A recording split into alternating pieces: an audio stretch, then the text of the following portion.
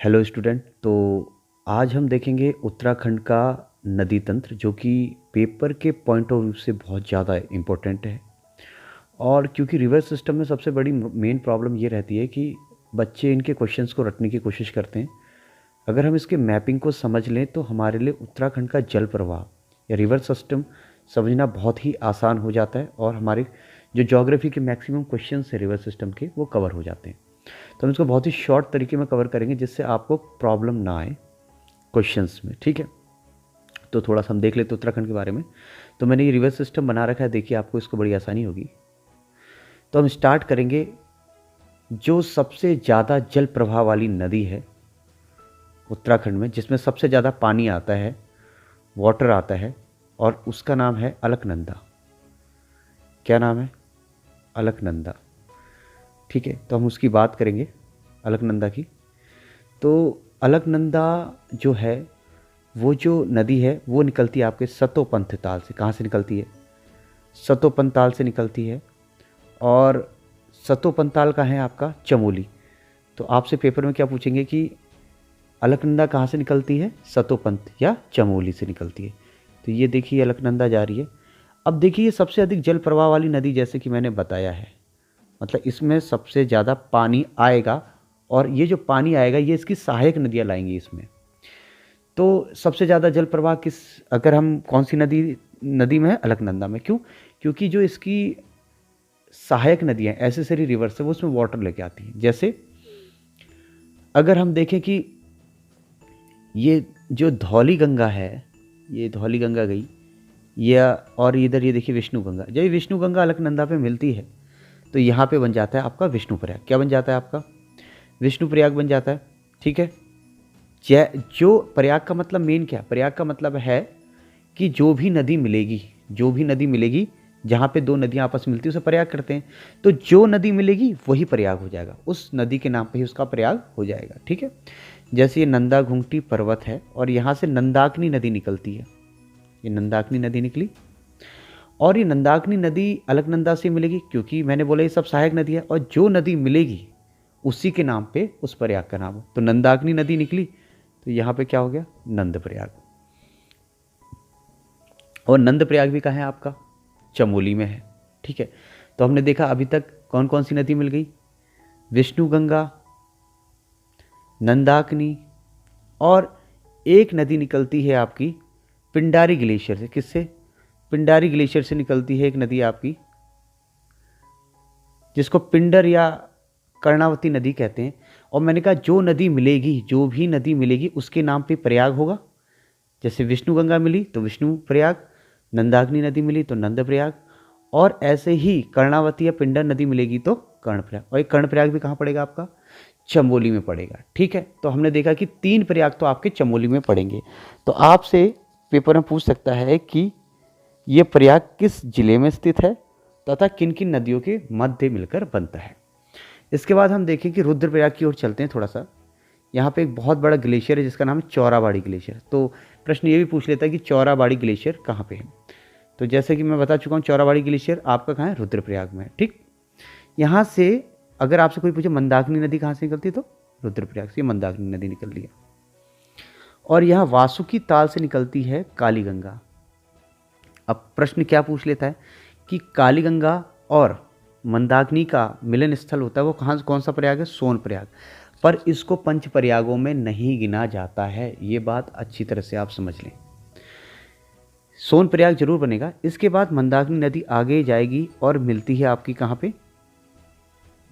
अलकनंदा नदी से रुद्रप्रयाग के पास में। तो यहाँ पे जो प्रयाग बना, इसके नाम पे जिले का नाम भी है रुद्रप्रयाग। तो समझिए होंगे बात आपको। तो चमोली देख लिया, रुद्रप्रयाग। अभी ये जो अलकनंदा नदी है ये आगे बढ़ती रहेगी अपनी, और इसमें सहायक नदियाँ मिलती रहेंगी, ठीक है। तो देखते हैं क्या होता है आगे। आगे हम देखते हैं, यहाँ रुद्रप्रयाग को अभी यहाँ पे रोक लेते हैं। अब हम देखते हैं खतलिंग ग्लेशियर है। यहाँ पे कौन सा ग्लेशियर है? खतलिंग ग्लेशियर। ये है टिहरी में पड़ता है आपका, ठीक। खतलिंग ग्लेशियर टिहरी में पड़ता है ये आपका। और यहाँ से एक नदी निकलती खतलिंग ग्लेशियर से, भिलंगाना नदी। ये निकल रही है, देखिए भिलंगाना। और तो अगर आपसे पूछे भिलंगाना नदी कहाँ से निकलती है तो खतलिंग ग्लेशियर से निकलती है। दूसरा, उत्तरकाशी में आपको पता है गंगोत्री ग्लेशियर है, जो कि उत्तराखंड का सबसे बड़ा ग्लेशियर है, और यहाँ से गोमुख से होते हुए एक नदी निकलती है जिसका नाम है भागीरथी। तो भागीरथी और भिलंगाना जहाँ पे मिलती है वहाँ पे एक बांध है बहुत बड़ा जिसका नाम है टिहरी बांध।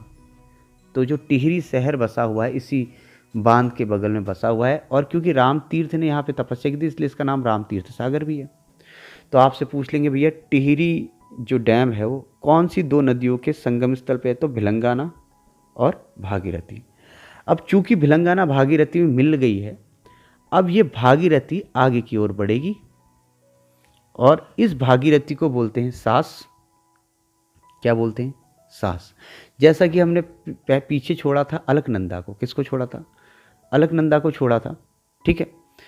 तो अलकनंदा को बोलते हैं बहू और भागीरथी को बोलते हैं सास, और ये दोनों मिलती हैं देवप्रयाग के पास में। कहाँ मिलती है? देवप्रयाग के पास में। और देवप्रयाग कहाँ है आपका? टिहरी में है। देवप्रयाग कहाँ आपका? टिहरी में। और देवप्रयाग के बाद आगे बढ़ता है हरिद्वार, और देवप्रयाग के बाद ही इस भागीरथी को हम गंगा के नाम से जानते हैं। बात समझ में आ रही होगी मेरी? अब ये जो गंगा नदी है ये देवप्रयाग से आगे बढ़ी, ठीक, ये पहुंची आपके ऋषिकेश। ऋषिकेश के बाद यहाँ पे इस पर एक नदी मिलती है चंद्रभागा, ठीक। उसके बाद ये नदी और आगे बढ़ेगी और ऋषिकेश के बाद ये नदी जाएगी, और ऋषिकेश के पास ही एक नदी आसन नदी भी इसमें मिलेगी, और उसके बाद ये नदी जाती है हरिद्वार, ठीक है।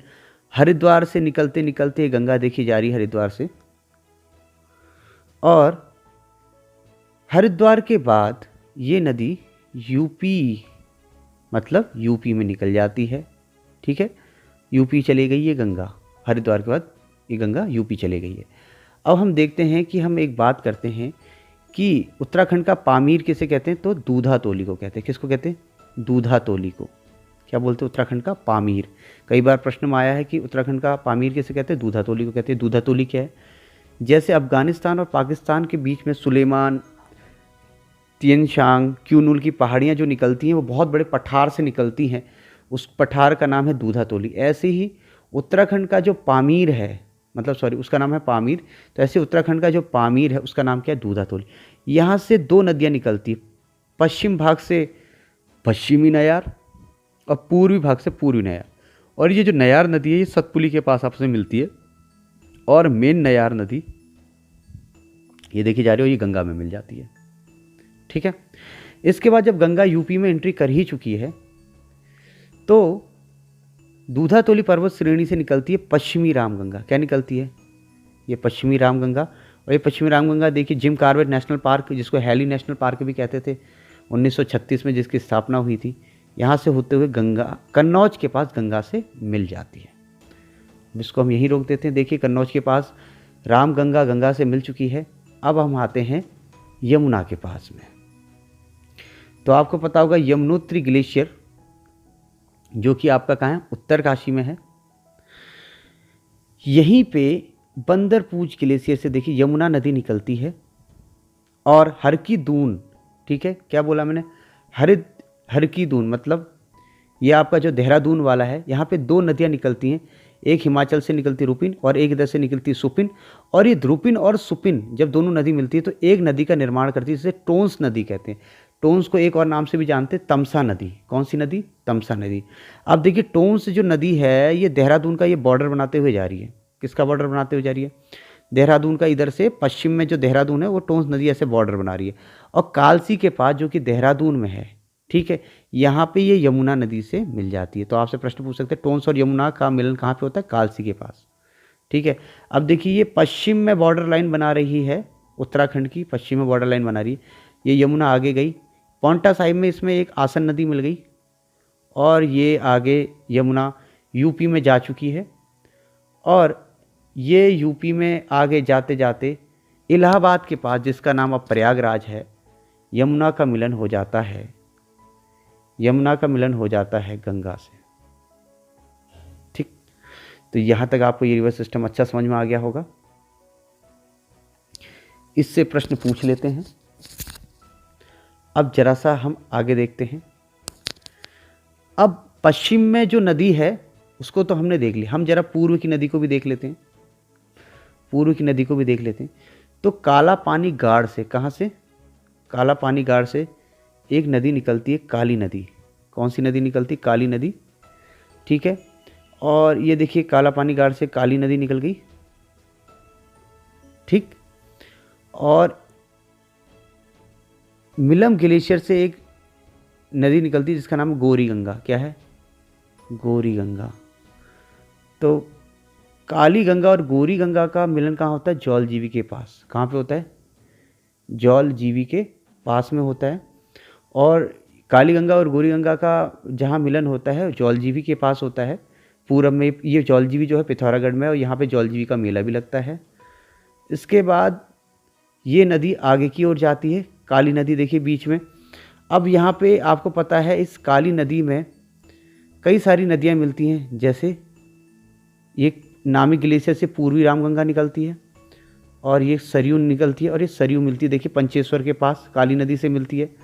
उसके बाद आप थोड़ा सा और आगे जाएंगे, ये काली नदी और आगे गई यहाँ पे।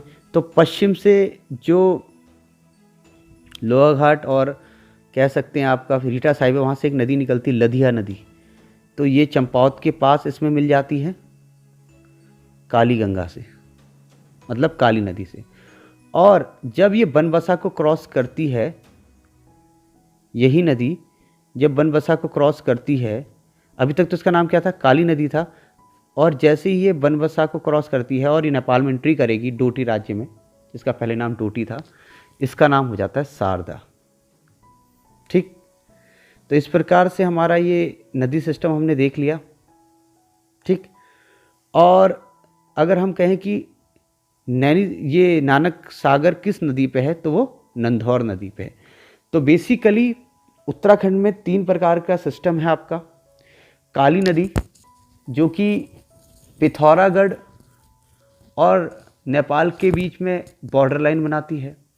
टोंस नदी जो कि देहरादून और हिमाचल प्रदेश पश्चिम भाग में बॉर्डर लाइन शेयर करती है। और आपका गंगा नदी तंत्र, ये बहुत इंपॉर्टेंट है, इससे प्रश्न पेपर में पूछे जाते हैं। आगे हम अगला टॉपिक करेंगे ज्योग्राफी का ही, ऐसे बहुत ही इंपॉर्टेंट टॉपिक जिससे आप और सारे कॉन्सेप्ट क्लियर हों। Thank you.